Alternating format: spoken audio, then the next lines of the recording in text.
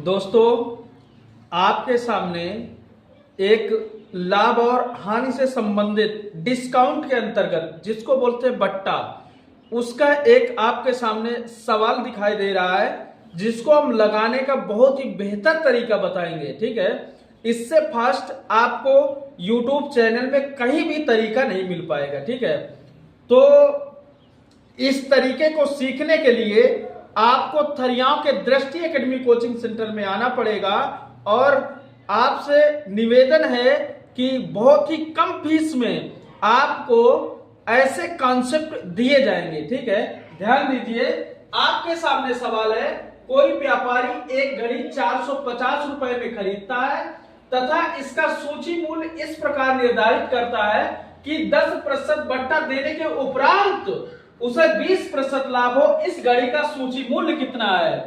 कह रहा 10% बट्टा, इसका मतलब बट्टा का मतलब होता है छूट। अगर 10% बट्टा है तो हमेशा आपको 100% वैल्यू मानना है।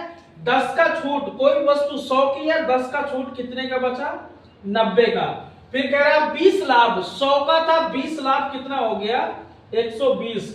अब देखो इसका रेशियो बना लीजिए, ये देख लीजिए, ये जो इसमें बड़ी वाली वैल्यू है ये मार्क प्राइस होता है MP, छोटी वाली वैल्यू CP होती है। इसमें CP की वैल्यू 90 है, अनुपातिक मान 90 है, जबकि वास्तव में मान कितना है? क्रय मूल्य का कितना है? 450 रुपए।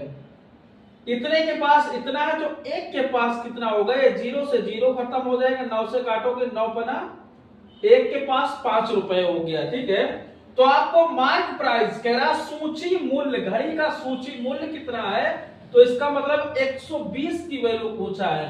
एक के पास 5 है तो 120 के पास कितना होगा? 12 पंचे 60, 600 रुपए होगा। यही दोस्तों आपका आंसर हुआ, जो ऑप्शन नंबर बी एकदम करेक्ट है।